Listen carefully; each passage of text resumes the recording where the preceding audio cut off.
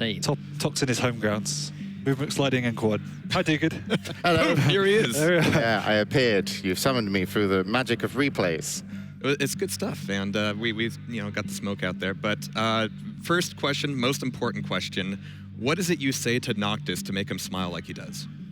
It's just the way we look at each other. We don't have to say anything. Actually, Faz is the Fazzy Bear. Faz is actually the tempo talker in the game in terms of, because we started off the match and on DM6 I only had audio in one ear or campgrounds. And then even the second match there was weird audio settings. So on DM6 I was somewhat useless for my team and I was just like so angry. And Faz was the guy who was like, stop talking about it, sort this out and go on to the next matches. Was that pretty much sorted by runes?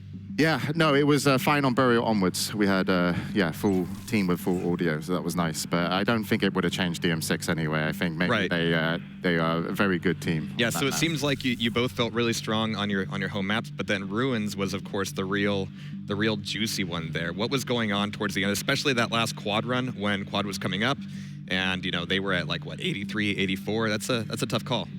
Yeah, it's tough because when it's at that stage and you've got so much percent on each team, you can't commit everybody to quad.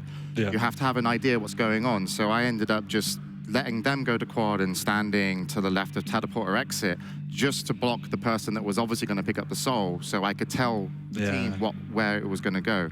But 2Z are a hell of a team to play against. In practice, they have been the better team versus us. But we've learned a lot recently as a team, especially playing here. And we did some research on the spawn system and how the spawn system worked. And I think that 2Z worked out the spawn system even before regionals. And it's only recently that we've been able to figure that out. And so we somewhat feel that we're playing at a little bit more of a level playing field, because now you can predict where the enemies will spawn. There's a spawn buddy system. If someone spawns, someone will spawn next to you.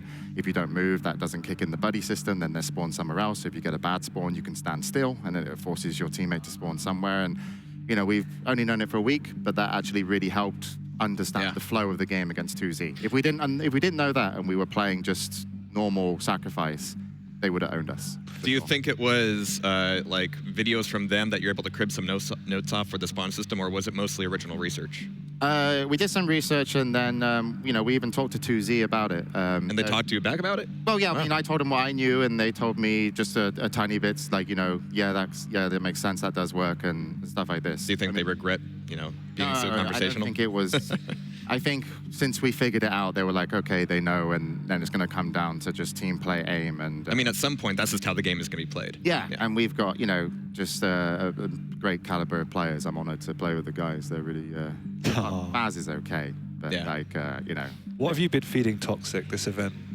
Well, I mean, we were a bit worried about him for a while. He's the old T2 model. We weren't sure if we were going to get his, connections and bit of oil into the PC and stuff like that. But we, got some duct tape and some soldering iron, and we got him wired in, and then he just does his thing. New firmware, and we see the real Tox come out. Yeah. Have you got any plans for Liquid then, going into the final? Yeah, that's going to be the... Try not to lose to Wins, because he's French. Cool. Good plan. And just worry for Clutch. It's going to be... The 2Z are the most dangerous team on paper in momentum and speed. They, in my opinion, that's what they're really good at. Team Liquid are the best at playing their characters. Their ability usage and how they play and where they throw and how they set up. 2Z did the research on the game, and I feel that Liquid did the research on the characters. Yep. And we're kind of coming in, and our game is we have a lot of aim. So we can kind of explode, but sometimes you can't stop a clutch shield. Yep. And you can't stop an amazing throw to Waz, and you can't catch that. So it's going to be very difficult for us. I would say that they are the favorites. Going into the finals. Is there anything in particular since Denver, with that matchup and, being able to finally face off against them on LAN again, that has really iterated, other than the spawns, obviously? Yeah, but we had no idea what was going on in Denver. Right. We just started up and decided we're going to play TDM, and it's going to be fun like the old days. I was trying to couch that one a little bit, but it was obvious. It was in the old days, and we weren't 19 to 20 years old, and and we sucked.